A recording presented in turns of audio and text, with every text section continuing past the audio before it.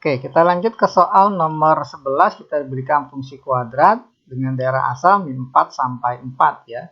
Nah, pilihlah pernyataan benar dari pernyataan-pernyataan berikut. Oke, kita cek pernyataan 1 terlebih dahulu bahwa titik min 2, min 8 terletak pada grafik fx. Artinya ketika x-nya min 2, berapa nilai fx-nya? Jadi f min 2, berarti setiap x kita ganti min 2, min dari min 2 kuadrat tambah 6 kali minus 2 ya, dikurang 8. Min 2 dikuadratin 4 dikali min jadi min 4. 6 kali min 2 minus 12 dikurang 8. Nah, ini kita dapat jadi min 20 dikurang 4 jadi minus 24. Jadi harusnya dia melalui titik x-nya min 2, y-nya min 24. Nah, tapi di sini min 2,8 berarti salah ya. Pernyataan 1 salah. Kemudian pernyataan 2, sumbu simetri fx adalah x sama dengan 3.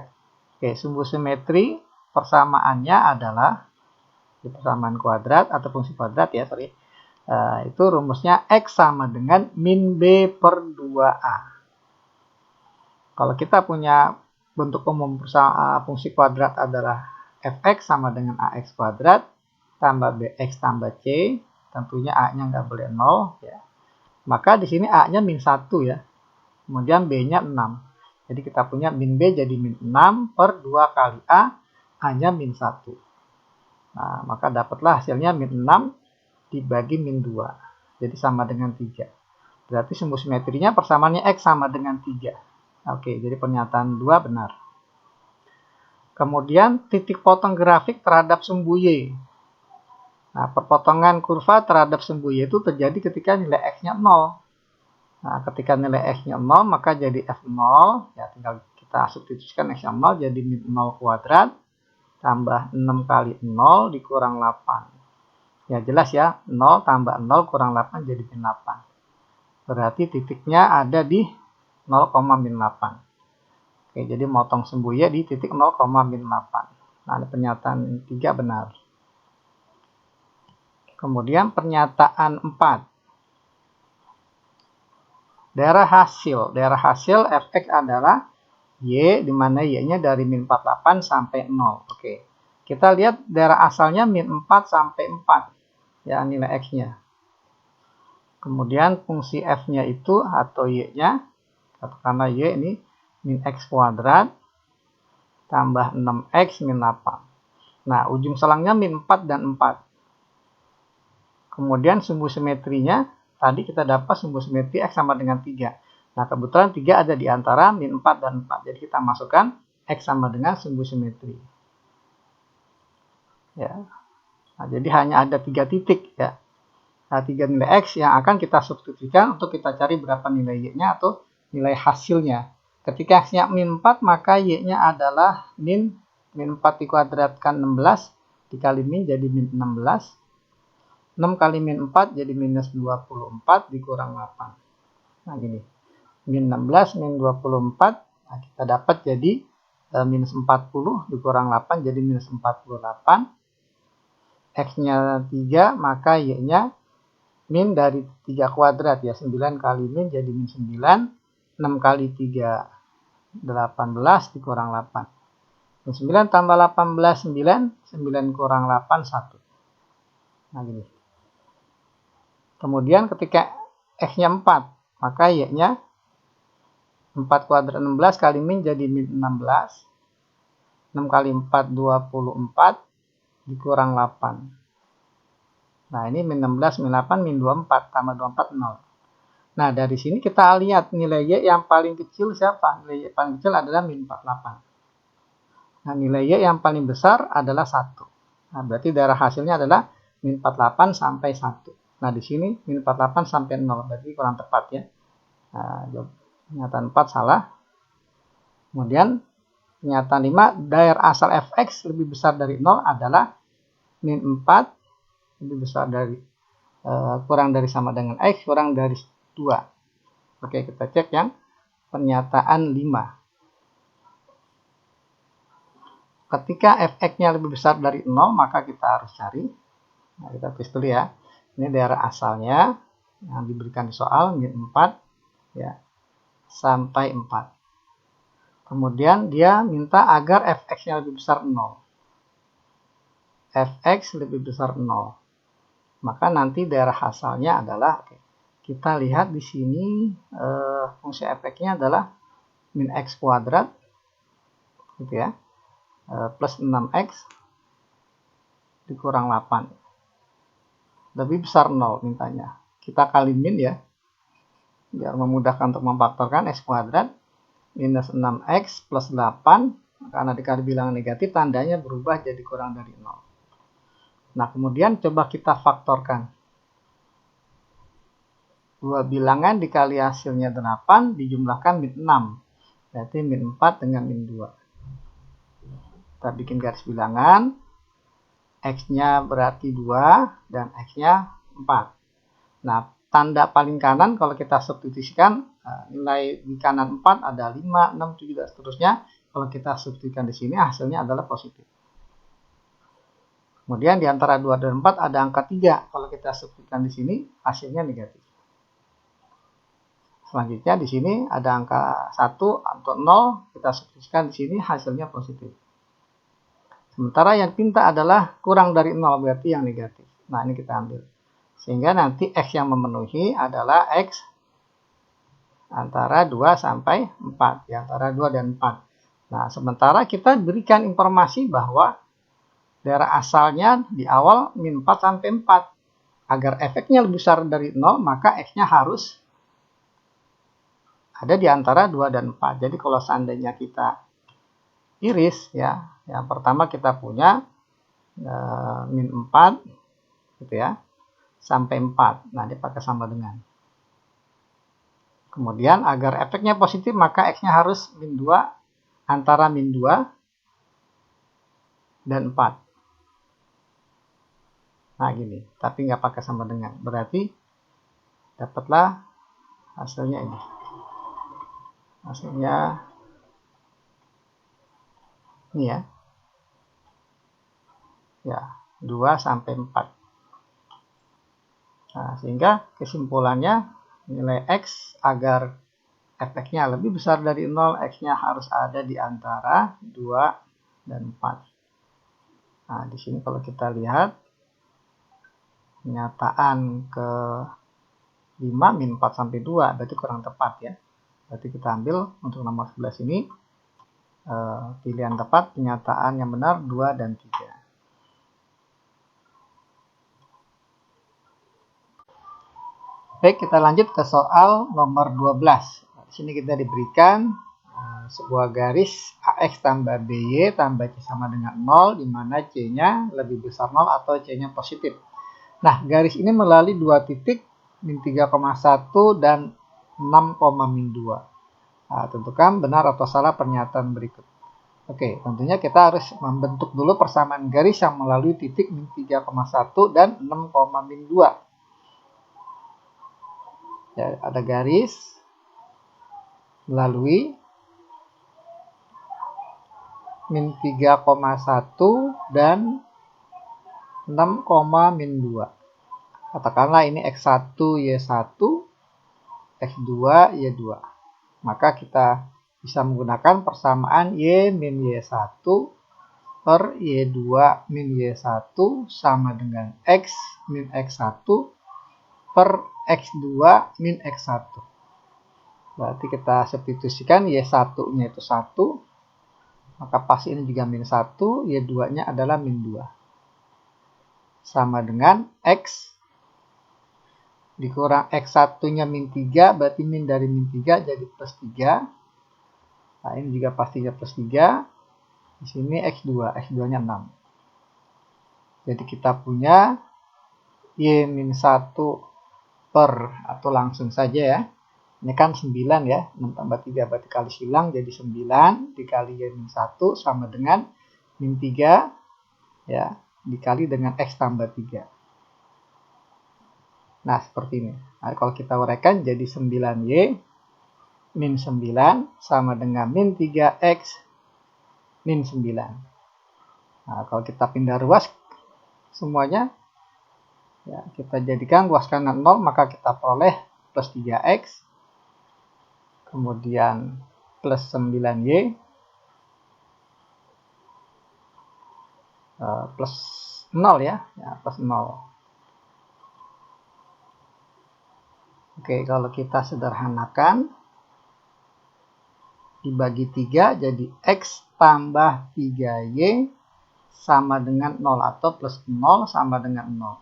Nah, di sini berarti kita bisa langsung ambil kesimpulan A-nya 1, ya, B-nya 3, C-nya 0. Tapi kalau dilihat dari informasi soal, ini harusnya C-nya lebih besar 0 ya, tapi sini dapat 0, berarti kontradiksi ini.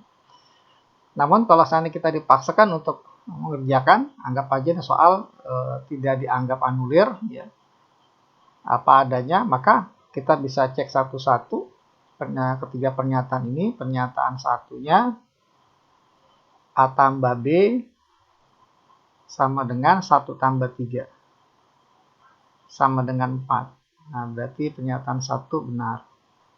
Kemudian pernyataan 2, A-nya 1, betul ya, A1, C-nya 0. Nah, ini juga benar ya, A1, C-nya 0. Dan terakhir, pernyataan ketiga, garis tersebut memotong sumbu Y di 0,6. Berarti kita motong sumbu Y itu terjadi ketika X-nya 0. Ketika X-nya 0, maka ini menjadi 0 tambah 3Y sama dengan 0. Sehingga 3Y sama dengan 0, maka dapatlah Y-nya 0. Sehingga harusnya memotong sumbu Y di X-nya 0, Y-nya 0. Berarti pernyataan 3 salah ya, harusnya 0,0. Nah, berarti jawaban untuk soal nomor 12 adalah benar-benar salah. Oke, kita lanjut ke soal nomor 13. Kita di sini diberikan dua fungsi ya. Fungsi fx dalam bentuk fungsi kuadrat, 2x kuadrat min x min 3. Kemudian fungsi gx dalam bentuk fungsi linear ya, 4x tambah 2. Nah, kita cek satu-satu pernyataan berikut ya. Mana yang memiliki nilai benar ya. Ya, oke. Yang pertama adalah G nokta F. G nokta F 0. Nah, ini bentuk noktanya bisa dirubah jadi G F 0. Oke, yang pertama kali kita cari adalah F 0. Berapa nilai F 0? Kita masukkan 0 ke fungsi fx. Jadi F-nya kita ganti 0, semuanya jadi G. F 0 berarti pastinya jadi 2 kali 0, 0, dikurang 0, dikurang 3. Maka jadi kita dapat G min 3. Nah, sekarang min 3 kita masukkan ke fungsi G. Ya. Nah, X-nya ganti dengan min 3, jadi kita punya 4 kali min 3, minus 12 tambah 2. Nah, jadi kita punya hasilnya minus 10. Nah, di sini kan dibilang bahwa pilihlah nilai fungsi komposisi berikut yang hasilnya merupakan bilangan kelipatan 5. Nah, kebetulan min 10 habis dibagi 5. Berarti ini benar ya. Ya, pernyataan satu ini benar. Hasilnya habis dibagi 5. Kemudian kita cek G nokta F1. Kita rubah lagi bentuknya jadi G F1. Nah, sekarang kita cari F1. Ya, F1 berarti kita tinggal inputkan nilai 1 ke fungsi F. Ya, yang tadinya Fx jadi F1, 2 kali 1 kuadrat 2. Min dari 1, min 1, dikurang 3.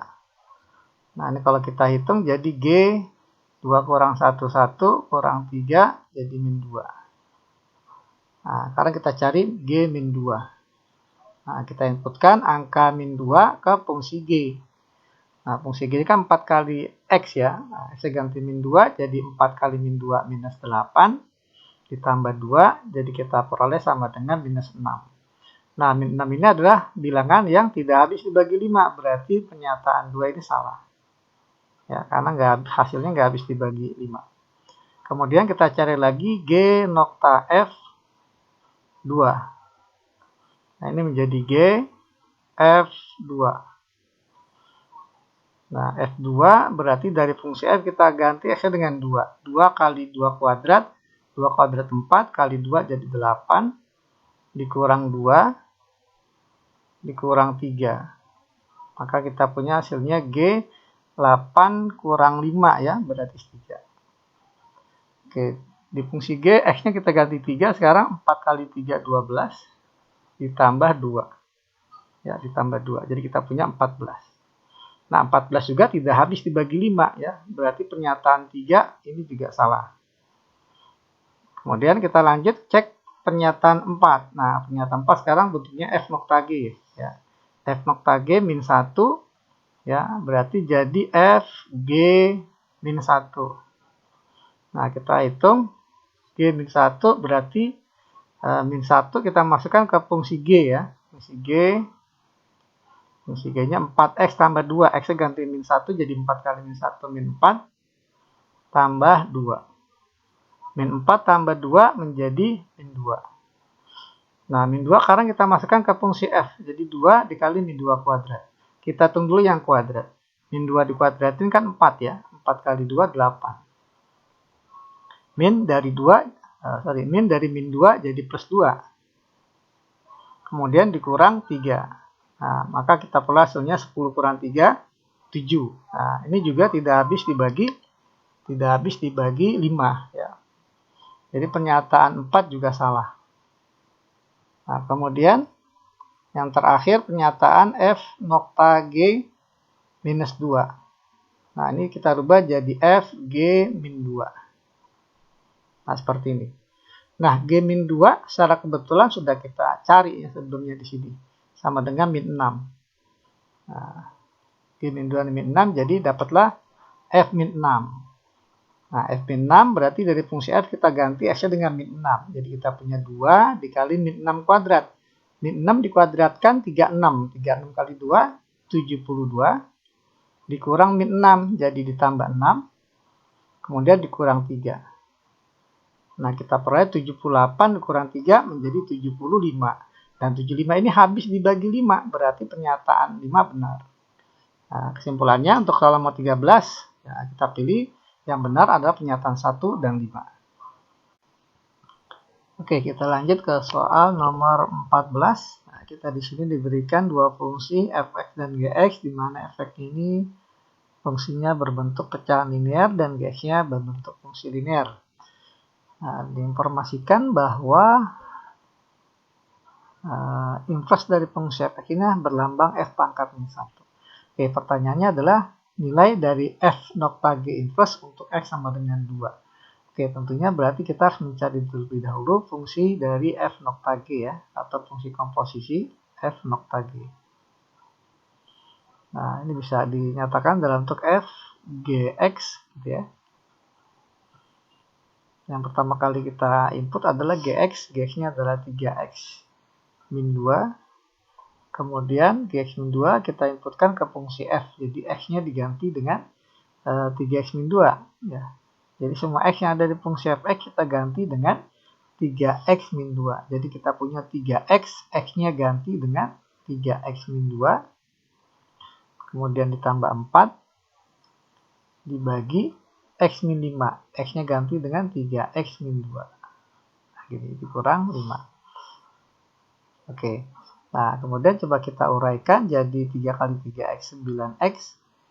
3 dikali min 2 min 6 ya. Min 6 tambah 4 kan jadi min 2. Dibagi 3x min 2 kurang 5 kan jadi minus 7.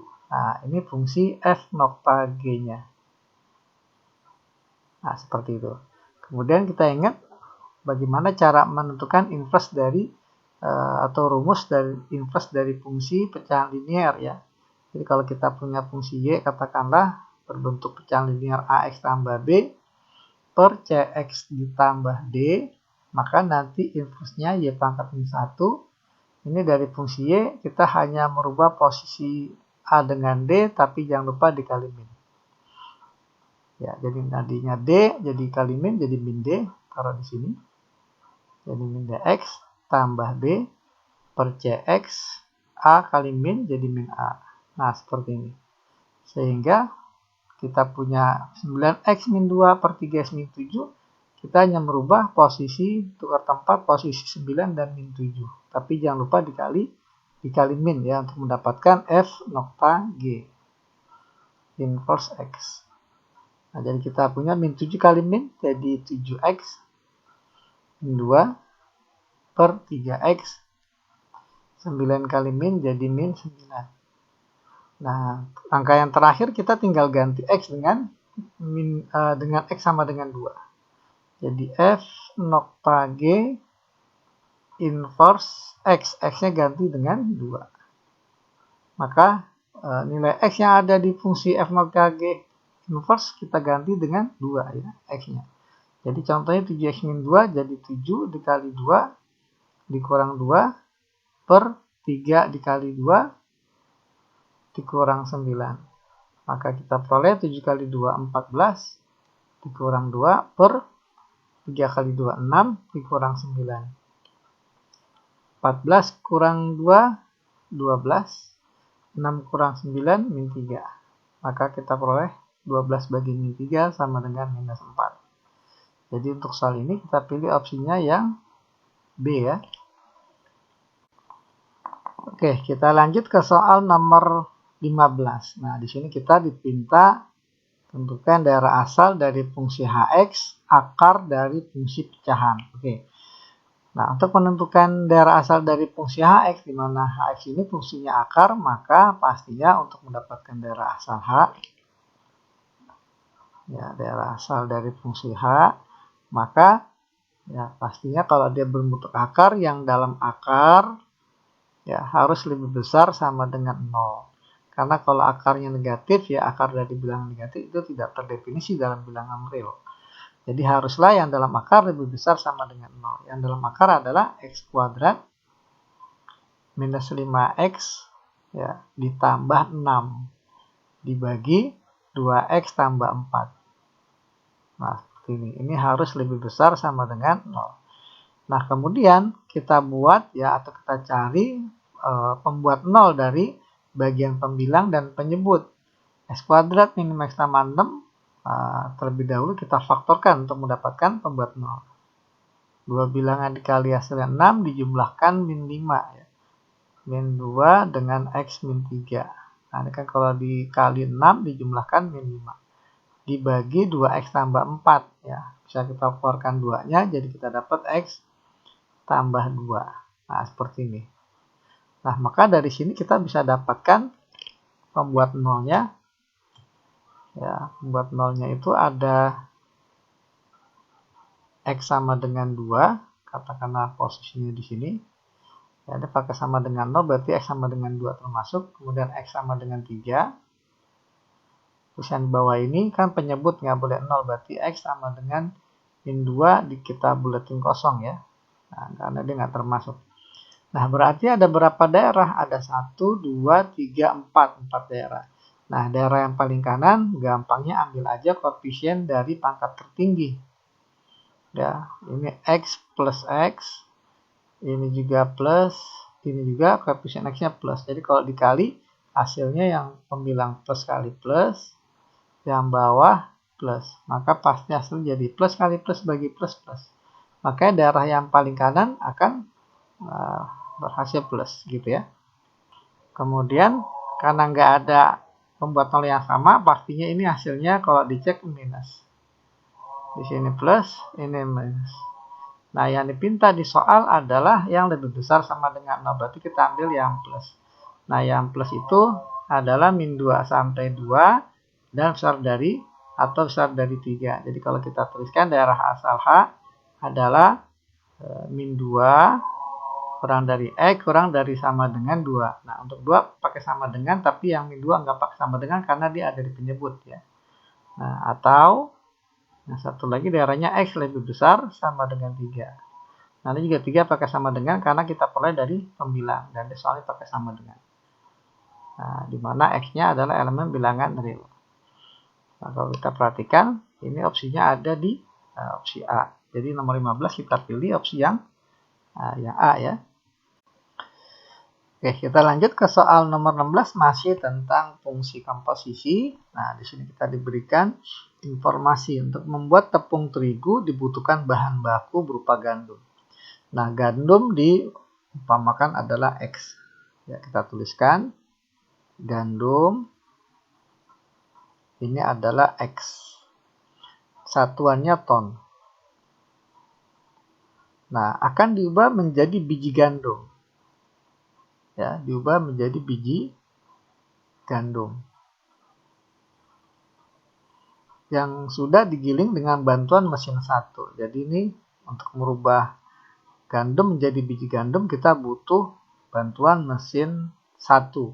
Nah, mesin 1 ini didefinisikan dengan fungsi Y sama dengan ya X min 0,2. Berarti biji gandum ini sebagai Y nantinya. Nah, kemudian biji gandum yang sudah digiling akan diproses menjadi tepung terigu. Ya, menjadi tepung terigu. Dengan bantuan mesin 2. Nah, dengan bantuan mesin 2 dan mesin 2 ini didefinisikan dengan fungsi GY. Ya, ambil dari sini variabelnya Y sama dengan 0,8Y tambah 0,05. Nah, coba kita geser ya ke kiri. Nah, ini. Berarti tepung gandum ini dilambangkan dengan GY. Oke. Nah, kemudian tentukan benar atau salah pernyataan berikut. Kita mulai dari pernyataan 1. Gandum sebanyak 1 ton, berarti pernyataan 1 ini X-nya 1 ton. X-nya bernilai 1. Ketika X-nya 1, maka akan mendapatkan tepung terigu alias GY sama dengan berapa? Oke. Jadi kalau seandainya X-nya 1, maka kita dapatkan biji gandum dulu alias Y. Y-nya jadi sama dengan X min 0,2. X-nya 1 dikurang 0,2. Jadi Y-nya sama dengan 0,8. Kemudian Y sebesar 0,8 alias biji gandum 0,8 ton. Ini diproses menjadi tepung terigu alias GY, di mana Y-nya 0,8. Sama dengan, ini mesinnya adalah 0,8, Y-nya 0,8, tambah 0,05. Nah, ini kalau dikali jadi 0,64 ditambah 0,05 sama dengan 0,69 ya. Nah, satuannya ton. Nah, karena kita nyatakan dalam bentuk kilo, maka 1 ton ini kan 1000 kilo, maka setara dia dengan ya 690 kg. Jadi pernyataan 1 ini benar ya. Kemudian pernyataan 2. Jika terdapat 100 kg biji gandum, ya biji gandum berarti kan Y ya. Nah, maka akan dihasilkan 100 kg terigu atau tepung terigu. Berarti kita startnya dari Y. Jadi Y-nya ya di sini ya. Nah, Y sama dengan 100 kilo. Nah, 100 kilo nyatakan dalam bentuk ton sama dengan 0,1 ton. Jadi Y-nya 0,1. Maka dari biji gandum sebesar 0,1, maka akan kita peroleh tepung terigu sebesar GY. Y-nya 0,1 masuk ke fungsi GY 0,8 kali Y, Y-nya 0,1 tambah 0,05 sama dengan 0,08 gitu ya, tambah 0,05. Nah, ini sama dengan 0,13 ya. Nah, satuannya ton. Nah, di sini nyatakan dalam bentuk kilo, maka kita peroleh jadi 130 kg. Sementara di sini 150 kilo, berarti kan salah ya, nggak sama. Nah, kemudian kita lanjut yang pernyataan 3, kita cek sebanyak 370 tepung terigu. Ya, maksudnya 370 kg mungkin ya. Dihasilkan dari 600 kg gandum. Berarti X-nya 600, G-nya ya, G-nya 370. Apakah benar? Oke, coba kita cek. Jadi X-nya itu 600 kg. Berarti kan dia setara dengan 0,6 ton ya. Itu ya. Nah, ini kita cari Y-nya. Jadi Y-nya sama dengan X min 0,2. Berarti 0,6 kurang 0,2. Dapatlah Y-nya alias biji gandumnya sebesar 0,4 ya. 0,4 ton. Kemudian dari Y 0,4 kita cari GY. di mana Y-nya 0,4. Ya, jadi G 0,4 sama dengan 0,8Y. 8, Y-nya 0,4 tambah 0,05. 0,8 kali 0,4, 0,32. Ditambah 0,05. Maka diperoleh 0,37. Satuannya ton. Nah, kalau kita nyatakan dalam bentuk kilo, maka jadilah 370 kg tepung terigu. Berarti pernyataan 3 ini benar ya. Nah, sehingga kesimpulannya untuk nomor 16, nah, jawabannya benar, salah, benar. Oke, kita lanjut ke soal nomor 17, masuk ke materi trigonometri. Terdapat dua gedung yang terpisah sejauh 60 meter. Ya, berarti ini gedung 1, gedung 2.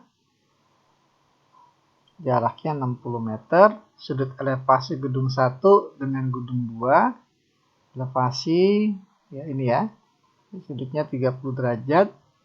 Dari gedung 1 sudut depresinya dengan alas gedung 2 45 derajat. Ya, sudutnya ini 45 derajat sudut depresi. Tinggi gedung 2 adalah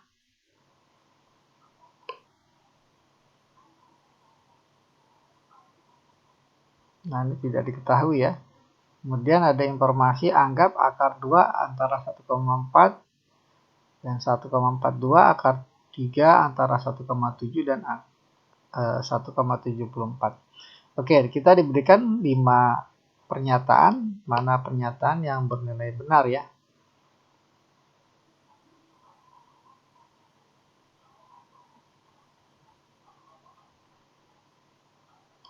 Sudut depresi dari puncak gedung 1 ke lantai dasar gedung 2 adalah 30 derajat. Oke, salah ya, karena di sini sudah jelas sekali. Gedung 1 sudut depresi dengan alas gedung 2 itu 45 derajat, bukan 30 derajat. Berarti ini salah. Kemudian tinggi gedung 1 adalah 60 derajat. Katakanlah gedung 1 ini tingginya X. Maka ini pasti dari sini ke sini X ya. Katakan ini ke sini, ke ujung nih Y. Nah, jadi kalau seandainya kita perhatikan segitiga ini, ya, 45 derajat, kalau kita gambarkan,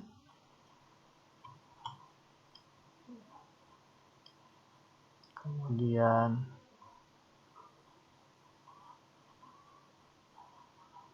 seperti ini ya. Nah, seperti ini. Oke, nah ini X, kemudian ini 60 derajat, ini siku-siku, sudutnya 45. Nah, jadi kita akan bandingkan sisi depan dan sisi samping. Sisi depan dan samping kan berarti kita bisa gunakan perbandingan trigonometri tan ya. Nah, jadi tan 45 derajat sama dengan depan bagi samping, depannya X, sampingnya 60 derajat. Sorry, 60 panjang ini ya, jarak antara gedung 1 dengan gedung 2 60 meter. Oke, tan 45 1. Jadi 1 sama dengan X per 60. Nah, dari sini dapatlah nilai X-nya sama dengan 60. 1 kali 60. Oke, berarti tinggi gedung 1 adalah 60. Ya, 60 meter. Berarti pernyataan 2 benar ini ya. Kemudian tinggi gedung 2 94,5. Ya, 94,5. Kita coba. Berarti kita butuh segitiga ini. Ya, kalau kita gambarkan gini. Gitu ya, kurang lebih. Ini Y, siku-siku, sudutnya sudut elevasi 30 derajat. Jarak antara gedung 1 dengan gedung 2 itu 60 meter. Nah, kita butuh Y, berarti kita akan bandingkan sisi depan dan sisi samping. Berarti kita gunakan tan kembali, tapi sudutnya 30 derajat. Tan 30 sama dengan depan per samping. Depannya Y, sampingnya 60, ya 60 meter. Tan 30 ini kan 1 per 3 akar 3, gitu ya. Sama dengan Y per 60. Sehingga Y-nya adalah sepertiga kali 60, 20 ya, akar 3. Nah, seperti ini. Nah, tapi kita dikasih tahu, diinformasikan bahwa akar 3 ada di antara 1,7 dan 1,74. Ya, kita tuliskan di sini akar 3 ini ada di antara 1,7 1,74 ini ya. Nah, sehingga apabila ketiga ruas kali dengan 20 ya, dikali 20 maka ini akan menjadi 34 gitu ya. Nah, 34 kali 20 akar 3 kali 20 berarti jadi 34,8 ya. 4,8. Nah, 20 akar 3 ini adalah kan Y. Berarti Y-nya ada di antara 34 dan 34,8. Nah, di sini pernyataannya tinggi gedung 2 berarti kan X tambah Y. Sehingga X tambah Y ya ini sama dengan X-nya itu tadi 60 ya. 60 tambah Y-nya 20 akar 3. Ini ya. Nah, sehingga apabila kita jumlah berarti 60 tambah 20 akar 3. 20 akar 3 ada di antara 34 dan 34,5. Sebentar, kayaknya lebih enak kalau seandainya ya, sorry, kita tuliskan aja sini. Kita pindahin ya. Nah, seperti ini. Kemudian ini juga. Oke, jadi kita pengen dapat 60 tambah 20 akar 3 itu ada di interval mana. Berarti ini tinggal kita tambah 60 selanjutnya. Tambah 60, tambah 60, tambah 60. Ini tambah 60 jadi 94. Tambah 60 jadi 60 tambah 20 akar 3. Tambah 60 jadi 94,8. Nah, ini tidak lain adalah nilai X tambah Y. X tambah Y itu adalah tinggi gedung kedua ya. Tinggi ya gedung 2 ya, berarti ada di antara 94 dan 94,8.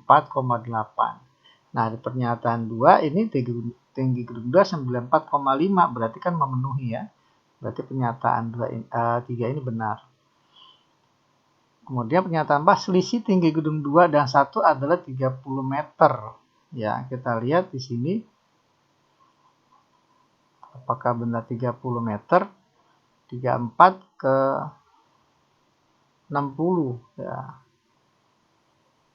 Jadi tingginya tidak ya. Jadi kalau seandainya kita lihat Y dikurang X, Y-nya itu berarti kan 20 akar 3 dikurang 60 gitu ya. Nah, 20 akar 3 ini kan ada di antara 34 sorry. Ya, betul ya, sorry. Tinggi gedung 2 ini kan X tambah Y. Sorry. Tinggi gedung 2 kan X tambah Y.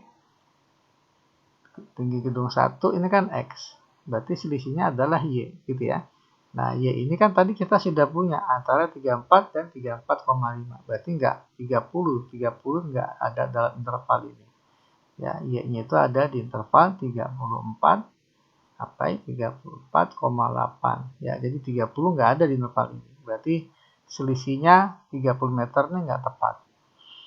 Kemudian jumlah tinggi gedung 1 dan 2 150 meter. Ya, kita tuliskan lagi berarti tinggi gedung 1X, tinggi gedung 2X tambah Y. Berarti kan 2X tambah Y gitu ya. Nah, tadi X-nya 60 ya, kali 2 berarti kan 120. Y-nya itu tadi 20 akar 3.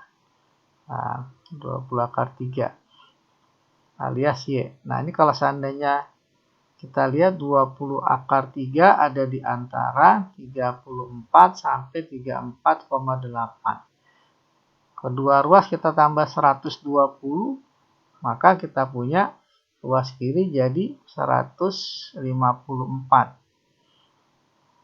Ya, ini jadi 120 tambah 20 akar 3 ditambah 120 jadi 154,8. Berarti jumlah tinggi gunung 1 dan 2 adalah ada di antara 154 dan 154,8. Nah, ini 150 nggak ada di interval ini. Berarti salah. Jadi untuk hal nomor 17, pernyataan yang benar adalah pernyataan kedua dan ketiga. Oke, kita lanjut ke soal nomor 18. Nah, kita diberikan informasi dua titik A dan titik B. Pilihlah transformasi yang menyebabkan B ini adalah bayangan dari titik A. Ya, jadi apakah B adalah bayangan dari titik A alias B sama dengan A aksen. Ya. Oke, kita lihat yang pertama, kita punya titik A 4,8. Apakah benar apabila dia ditranslasi ya min 10,2, maka bayangan A aksen jadi ada di B. Oke, berarti kan ini bagian X-nya ditambah min 10 alias 4 min 10, yang bagian Y-nya ditambah 2, min 6 tambah 2. Maka dapatlah A aksennya ini sama dengan min 6, min 6, min 4 ya. Nah, ternyata ini titiknya sama seperti titik B, min 6, min 4. Berarti pernyataan satu ini benar ya dengan bantuan translasi. Kemudian, pernyataan 2, direfleksi terhadap garis Y sama dengan min X. Titik A 4,6 ya direfleksi terhadap garis Y sama dengan min X. Maka bayangan A itu adalah bayangannya dibalik posisi X sama Y dikali min.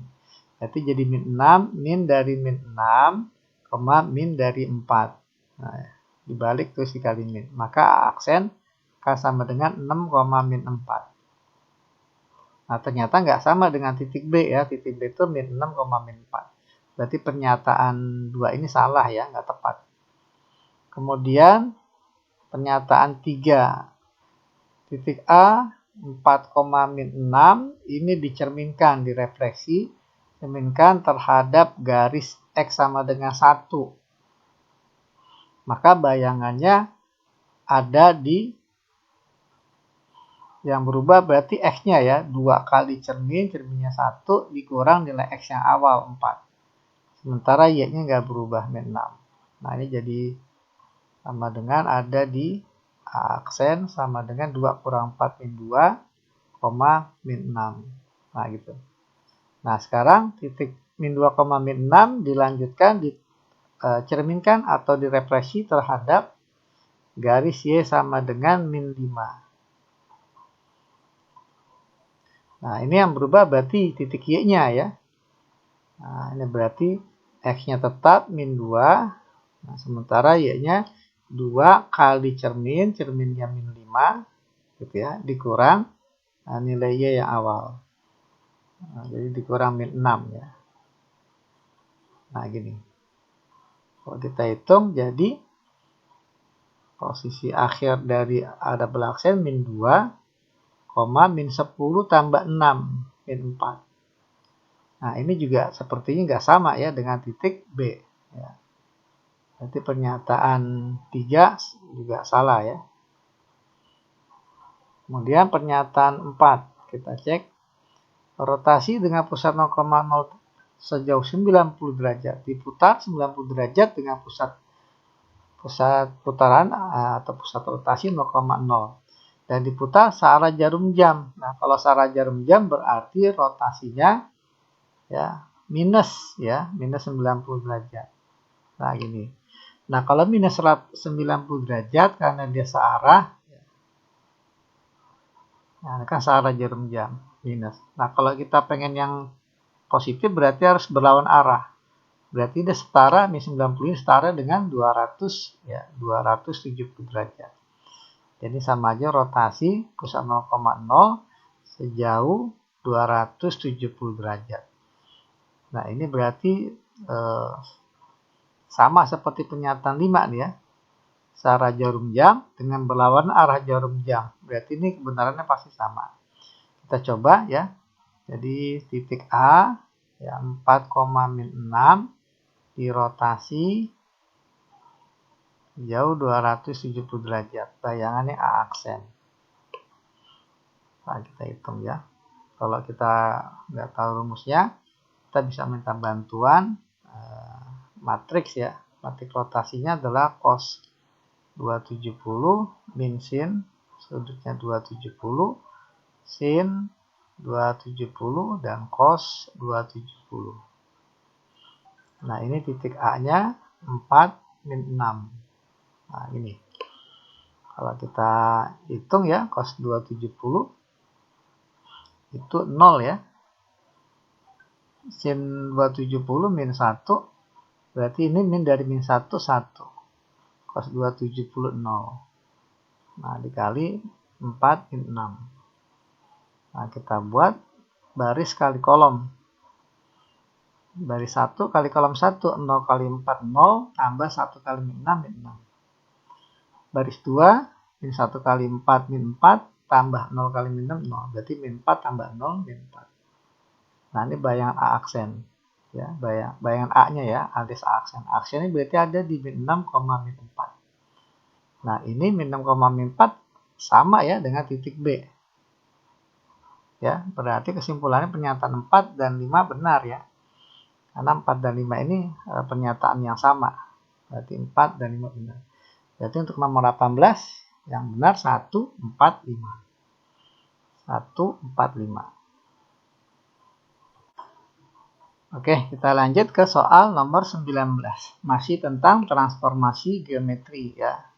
Segitiga PQR terletak pada bidang kartesius dengan koordinat min 2,4. Ya, mungkin lebih jelasnya kita gambarkan ya. Nah, seperti ini. Katakanlah ini min 2, kemudian ini 4 ya. Berarti ini titik P. Kemudian Q-nya 6,4 ya. Katakanlah sekitar sini ya.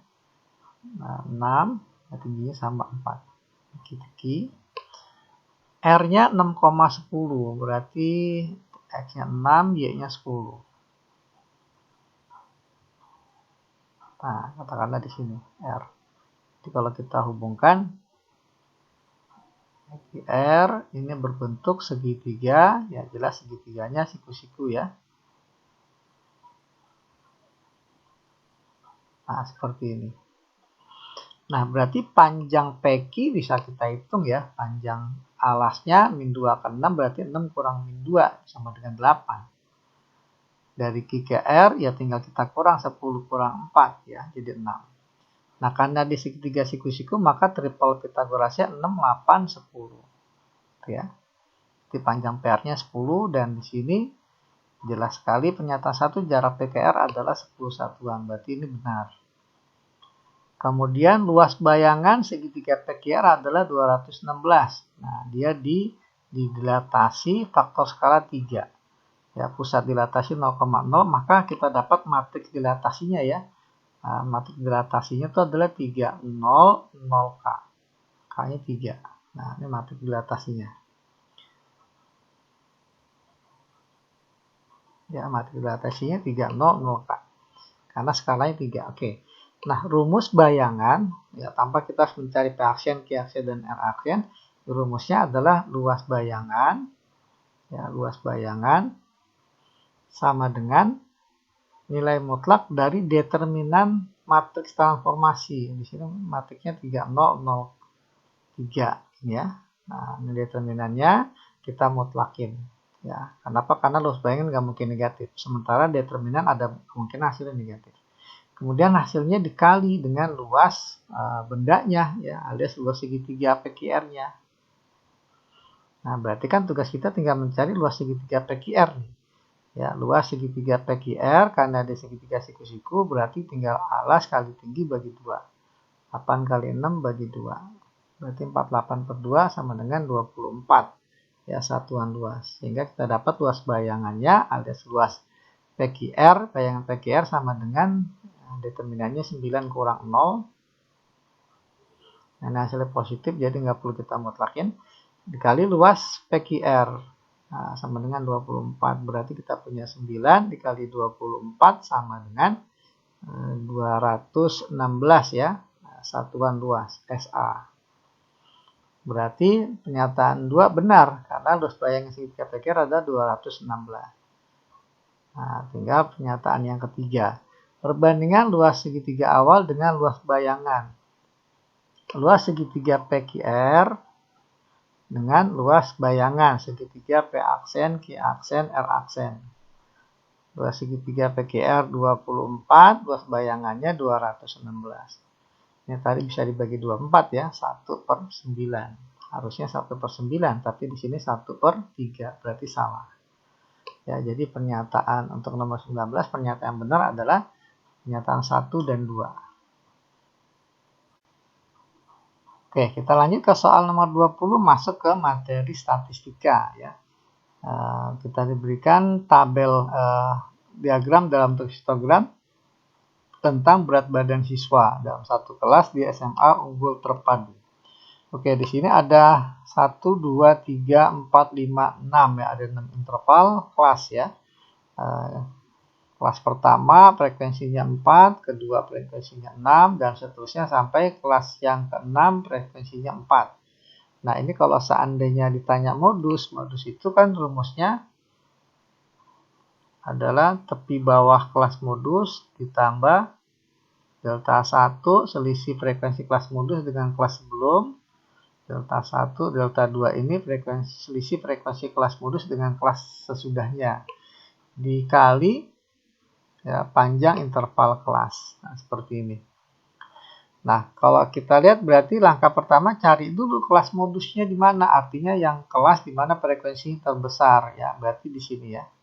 Ini kelas modus, kita tuliskan modus gitu ya. Nah, ini kelas modus. Setelah kita tahu kelasnya di mana, masuk ke tepi bawahnya ini, tepi bawah kelas modus 63,5. Delta 1 selisih frekuensi kelas modus dengan kelas sebelumnya berarti 10 dikurang 8 ya. Delta 1-nya 10 kurang 8, 2. Delta 2-nya frekuensi kelas modus dengan kelas setelahnya ya. Kelas setelahnya ini kan berarti sama ya. 10 kurang 2 juga berarti 2. Berarti kita punya 2 dibagi 2 tambah 2. Dikali panjang interval kelas dari 63,5 dan 68,5. Tinggal kita kurang aja nih ya. Karena tepi atas kurang tepi bawah panjang kelas. 68,5 dikurang 63,5 itu hasilnya adalah 5. Nah, seperti ini. Jadi kita punya modusnya 63,5 tambah 10/4 ya.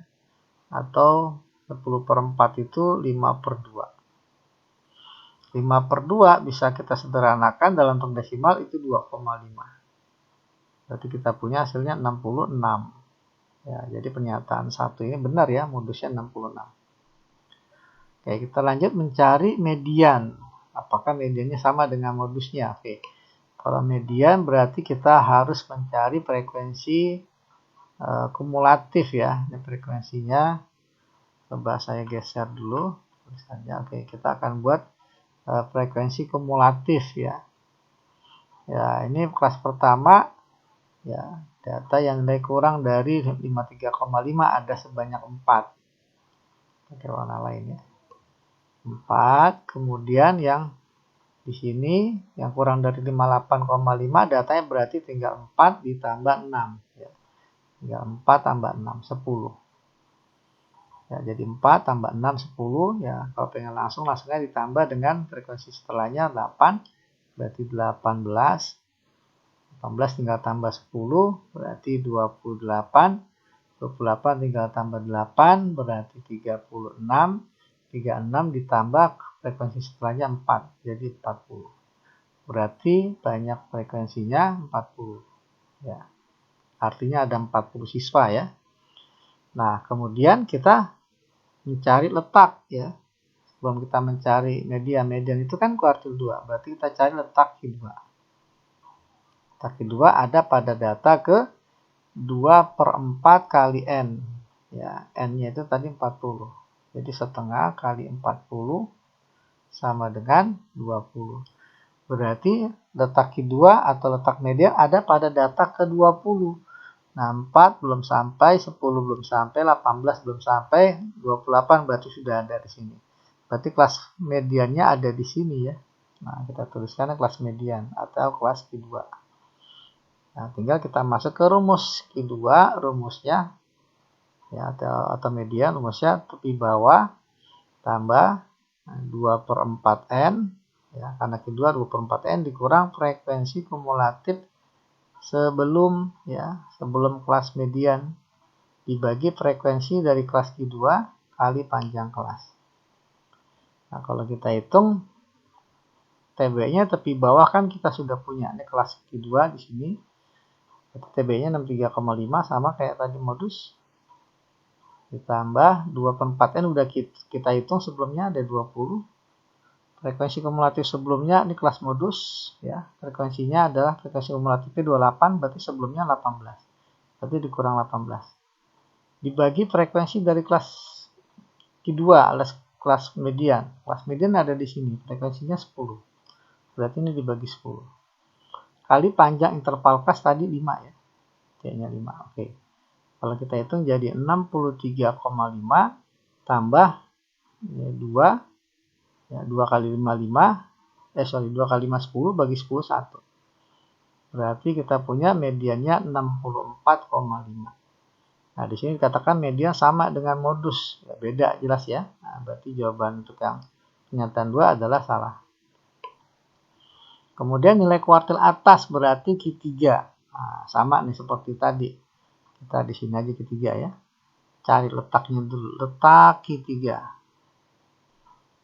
Ya, letak Q3, kuartil atas itu ada pada data berapa? 3/4 kali N. N-nya 40. 40 bagi 4, 10 kali 3, 30. Nah, gini. Jadi, Q3 ada pada data ke-30. Kita lihat dari FK. 4 belum sampai 30, 10 belum, 18 belum, 28 belum, 36 ada nih ya. Jadi data ke-29 sampai 36 ada di kelas antara 68,5 sampai 73,5. Berarti ini kelas Q3 alias kuartil atas ada di interval 68,5 sampai 73,5. Masuk kita ke rumusnya, berarti Q3 sama dengan tepi bawah tambah 3/4N dikurang frekuensi kumulatif sebelum dibagi dengan frekuensi dari kelas Q3 kali panjang kelas. TB dari Q3 adalah 68,5. 3/4N udah kita hitung sebelumnya 30 dikurang frekuensi kumulatif sebelum. Nah, frekuensi kumulatif Q3 kan 36, sebelumnya berarti 28. Dibagi frekuensi kelas Q3. Kelas Q3 ini frekuensinya 8 ya. Berarti dibagi 8. Kali panjang kelas. Panjang kelasnya ini 5 ya. 3,5 dikurang 65,5. Oke, kita tinggal hitung. Jadi kita punya 68,5 tambah 2 dibagi 4 berarti 2 dibagi 8 1/4. Ya. 1/4 kali 5 5/4 berarti 1,25. Gitu ya. Kalau ditambah jadi 69,75. Nah, ini nilai Q3. Berarti pernyataan 3 benar. Nah, sehingga kesimpulannya untuk soal nomor 20 jawabannya benar, salah, benar.